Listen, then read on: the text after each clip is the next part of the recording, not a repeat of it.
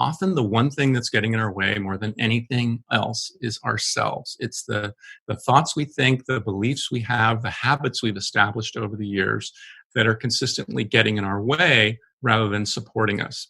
Are you a community leader who's looking to really build your community through the power of email? It's the first chance you have to get in front of the right people, and you should make the most of it. So many community leaders take the template approach, and you've lost your community before they've even found you. How about crafting the perfect welcome series instead? You can grab my guide, Crafting the Perfect Welcome Series, at theaudienceconverter.com/giveaway. Discover the tips and tactics I use to help my clients get up to an 80% open rate. When people open those first few emails, they're more likely to continue opening your messages, engaging, and buying from you. Build your community the right way with a welcome series that converts. Grab your copy at theaudienceconverter.com/giveaway.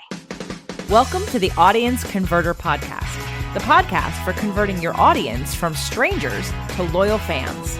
We dive deep and discuss how entrepreneurs, consultants, and coaches can level up their business to help more people in the world. Now here's your host, the creator of the Audience Conversion Method, Kimberly Weitkamp.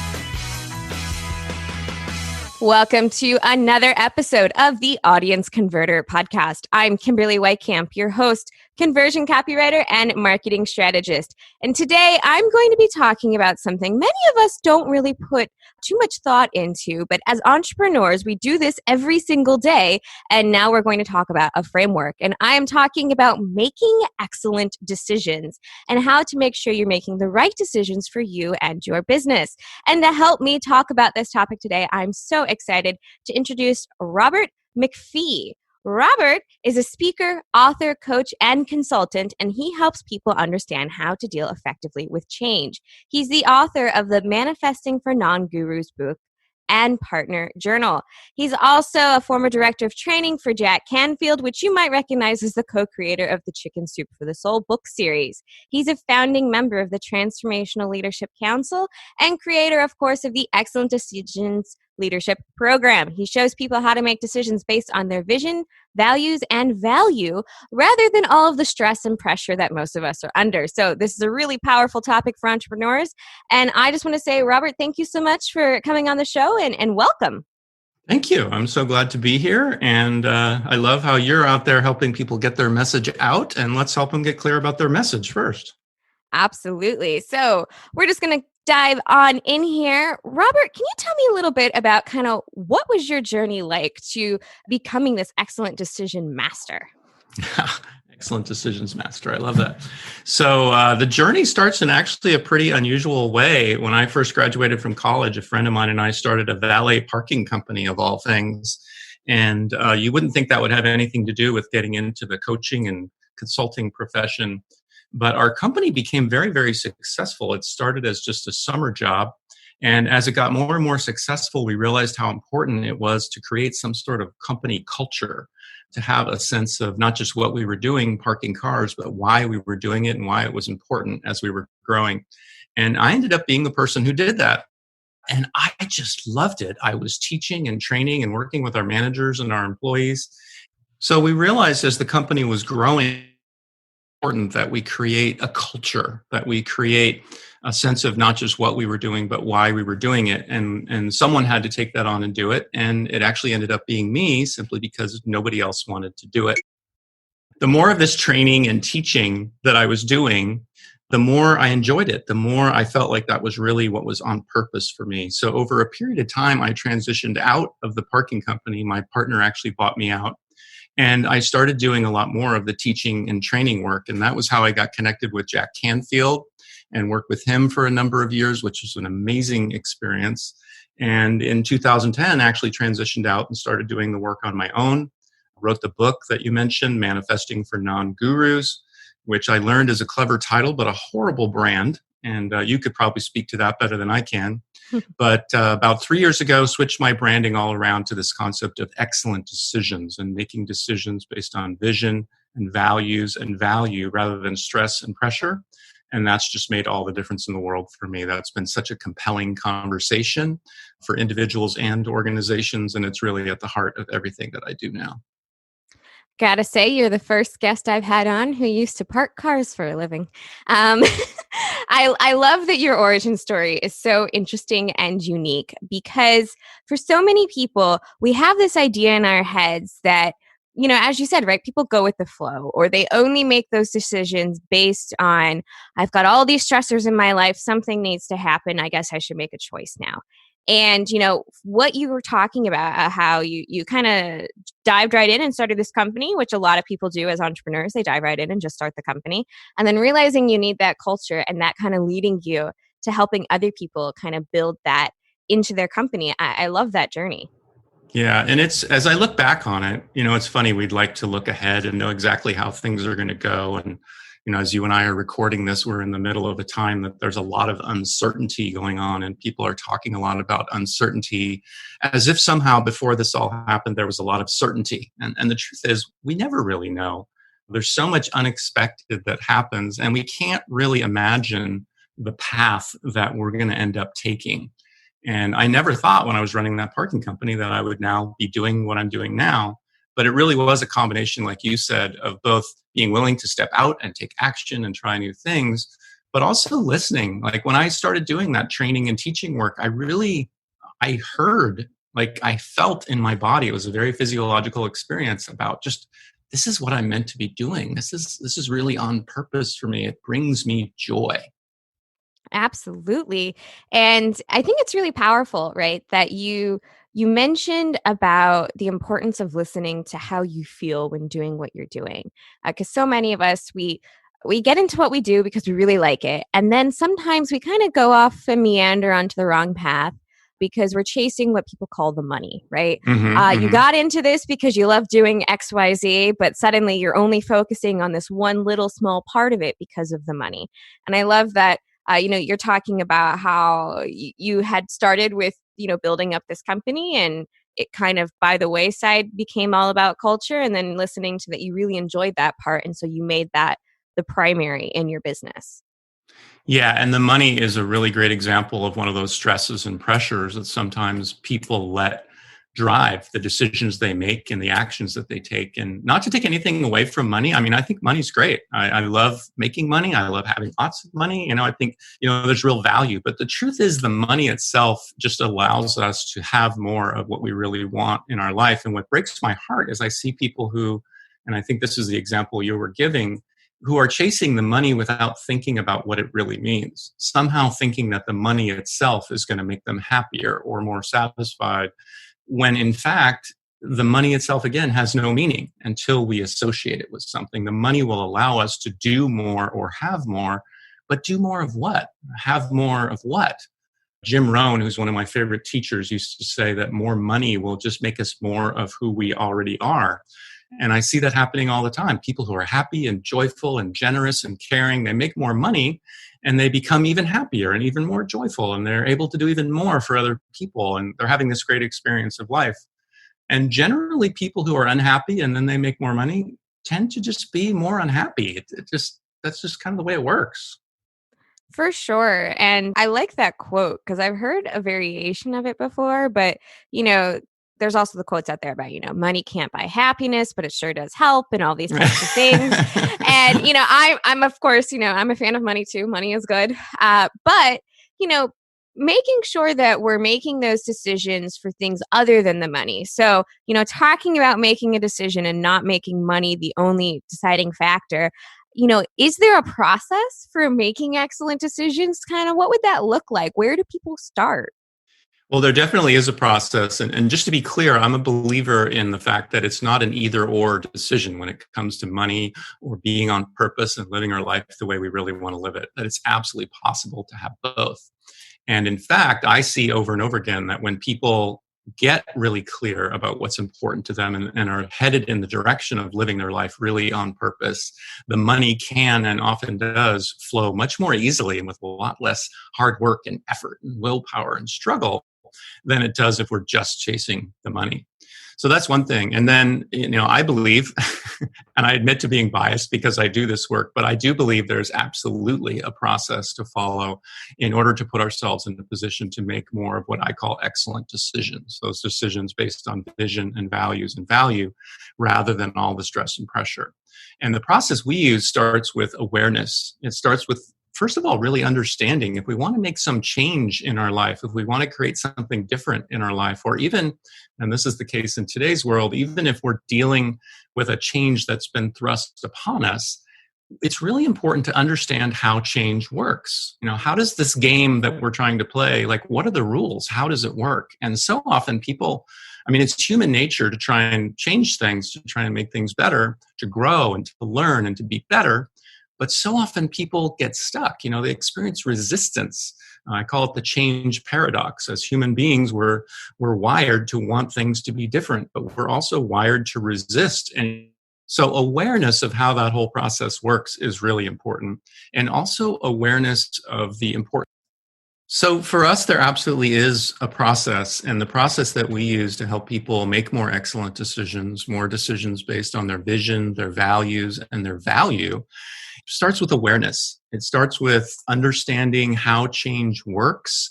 So often people want change in their lives. They want to create things that are more or better, or in some cases less when it comes to weight. But they don't often know how change works, and they experience resistance that they don't understand. And for a lot of people, change is hard work and effort and struggle. And so the first step of our process is to help people understand how change works so they can flip all that around. The other part of awareness for us that we find is really important is personal responsibility and understanding the importance and 100% responsibility for the results and the experiences that we create in our life. Because if people aren't aware of that, if they're not willing to embrace that, the truth is all the rest of the work that we do to help people make excellent decisions is going to be interesting and entertaining, but probably really not make a significant difference if people aren't willing to take responsibility. So that's that first piece about awareness. The second piece, and there's only three, just so you know, the second piece is about what we call clarity. And this is where we get into the conversation about vision and values and value, and making sure that people are asking the right questions to get clear about what their vision is, where they want to go, what kind of life they want to create for themselves, what kind of results and experiences they want. Their values, which is why they want all that. It's an exploration of what's really important to them. And then also their value, which, and I know you work with a lot of people in the area of business and finance, this is especially important there, where if we want to make more money, if we want to be more successful in that arena, it's really important and really valuable to be really clear about our value. What do we bring? What are the skills and talents and unique abilities that we have that create our value in the marketplace? So that's clarity. And then once we've done awareness and clarity, the third piece before we get into action is called letting go of attachments. And this is huge for a lot of people because often the one thing that's getting in our way more than anything else is ourselves. It's the thoughts we think, the beliefs we have, the habits we've established over the years that are consistently getting in our way rather than supporting us. So we have a process that we use to help people identify what those obstacles are, what those attachments are. And we teach people and show people how to let go of those attachments, how to get out of our own way and achieve what we call high, real clarity about what we want and why we want it, but low attachment. We don't need it. We know that our life is wonderful and great just the way it is. Even if we don't double our income or lose the weight or whatever it is, we come at it from a place of not being attached to those goals and outcomes. So the awareness, the clarity, and the letting go of attachments is the process that we use to put people in a position to then get in action in a completely different way, get in action in a way that's much more easy and effortless and not so much struggle and hard work, willpower and all that kind of thing that just doesn't create an enjoyable experience of life. So many great things in that process, and especially that last part about letting go of attachments, because a lot of us think of the word attachment and we think of things like, oh, I need to not covet somebody else's really nice car or the really nice house. But what you're talking about is kind of letting go of that mindset and that process of thought that we have that says we need to do something in a particular way. and realizing that we're standing in the way of us making the decisions that will actually help us grow. Yeah, and there's a few attachments that come up very consistently for people. These the sense of I need this, I have to have this. If I don't increase my income, my life is not going to be complete. If I don't find the perfect relationship, I'm a failure, or whatever. The sense of I have to, I need to. So that's one of the things we try to help people let go of.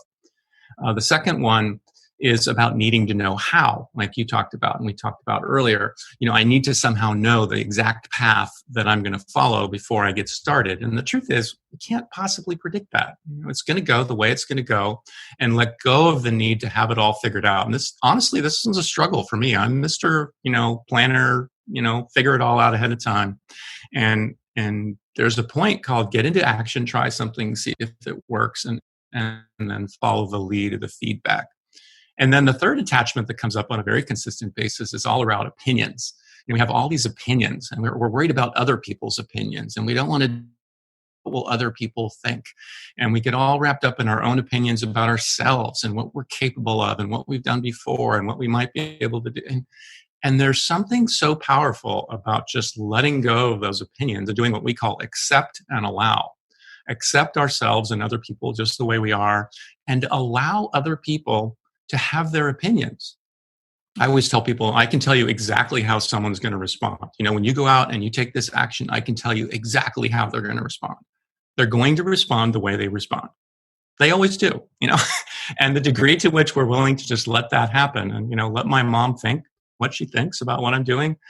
But if it's on purpose, like if we're taking actions that are truly in alignment with our vision and our values and our value, most of the people in our lives will really, maybe not initially, because it might make them uncomfortable that we're changing and doing something different, but eventually the people who are our closest and best friends, the people who we really should have, holding close in our life, they'll be supportive of that because they want us to have a life that's in alignment with our vision and our values and our value. Absolutely. I like that you listed out the most common attachments, because for so many of us, we can, we get the idea behind a new concept, behind a new way of thinking, but then we can't really see those examples. Like, what would that really mean? So kind of listing out, how people have to let go of those attachments, especially what we were talking about, which is the making sure that you don't fall down into that, well, how is it going to happen? I have to know this before I can move forward, because that is what can really paralyze people and really stop them from moving forward, because they feel like they need to have all the answers before they can do something. So I love that, kind of identifying those really, really common attachments so that people can see that and realize that they're not by themselves, they're not alone. And those are the types of things that are holding them back. Yeah. And something about you is bringing out the Jim Rohn quotes in me today, but another Jim Rohn worth doing is worth doing poorly. And when I first heard that, it fried a brain circuit for me. I was like, what? That makes no sense. What, doing it poorly? Because I was so committed, whatever I was doing, whether it was running the parking company or running a training or doing coaching, whatever, I was always committed to doing it really well. So I was like, doing it poorly. But the point was, if it truly is worth doing, it's worth getting into action and taking steps and doing it. Like actually do it. Don't just talk about it. Don't just visualize it. Get in the game and do something. Even if you're not sure, and even if it doesn't work out, it's worth it if it's really, again, in alignment with what's most important to you. That is a very interesting quote. But I like the way that it kind of helps people see that, perfectionism isn't the goal. The goal is to move forward. I follow quite a lot of online personalities, obviously, in the marketing world. And one of them uses the phrase, iterate your way to awesome, because you always need to get your starting choice, right?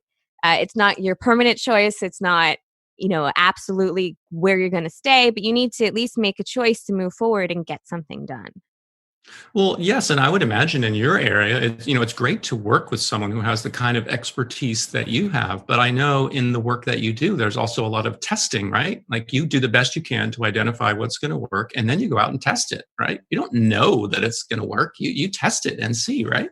Absolutely. And that's something that bothers a lot of people about marketing. They're like, I want to know it's going to work. And I'm like, there's no way to tell. Because your audience, you can do as much deep research. You can hire a market research firm if you want.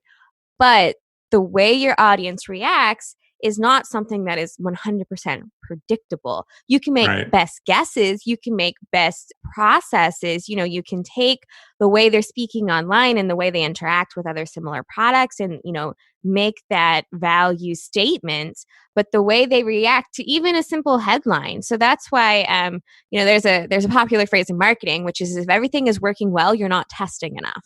Mm-hmm. And that kind of goes back to the idea of, if you've got 3 headlines for a particular, let's do email, right? You send out 2 emails, they're the same content, but the subject lines are different, seeing which one it opens. And if they have like an equal open rate, that means you need to test something else because you want to know what really turns your audience off and you want to know what really, really gets them excited. So especially in the marketing world, right? You have to get that started decision and then you continually test. You never stop testing in marketing. Yeah. Yeah. And working with an expert will accelerate that process and put you in a position where if something doesn't go well, you can respond really quickly and kind of course correct.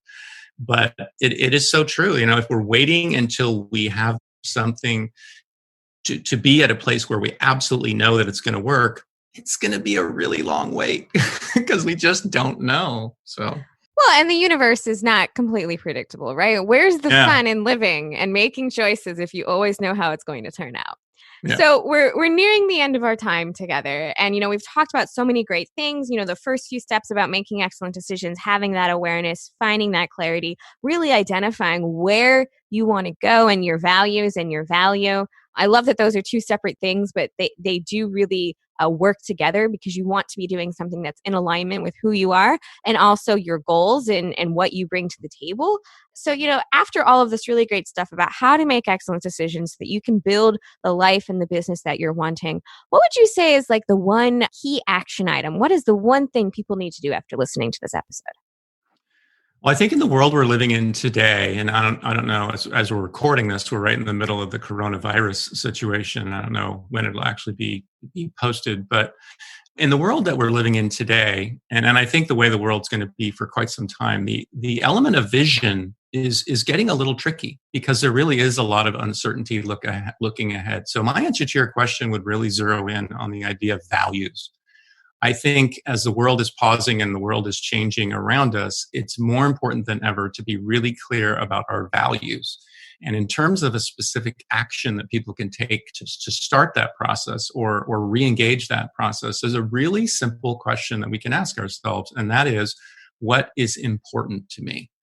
What is important to me? And it's great to just sit down with a journal or a blank sheet of paper and just ask yourself that question over and over again. What is important to me? What is important to me? And make sure as we're moving ahead, again, in this kind of uncertainty that we're experiencing right now, that we're doing that from a place of clarity about what's most important to us, and that a knowledge, a certainty about what's important to us is what's driving the way we think, the decisions that we make, and then ultimately the actions we take. So we keep creating our life the way we want it to be, even though the world around us is going a little bit crazy right now. For sure. I wholeheartedly agree with the world's going a little bit crazy.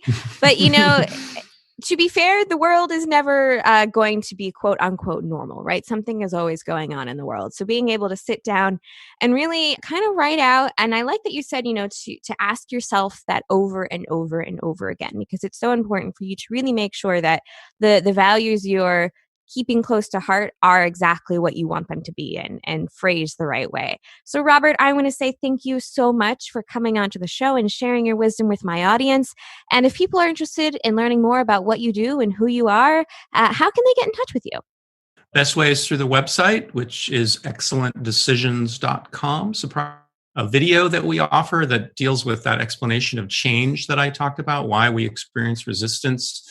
Even when it's a goal that we know is good for us, we still experience resistance. And there's a video I created that helps people understand that. There's also a free PDF copy of my book that's available at excellentdecisions.com/joy. And people get the video and the book by going there. Awesome. Be sure to check out the video and the free copy of the book so that you can start making excellent decisions as well.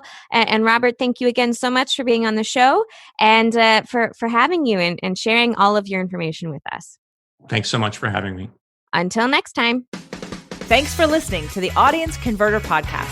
For more information and important links about today's show or for access to our website, visit theaudienceconverter.com. Take a moment to rate and review on Apple Podcasts or wherever you get your podcasts.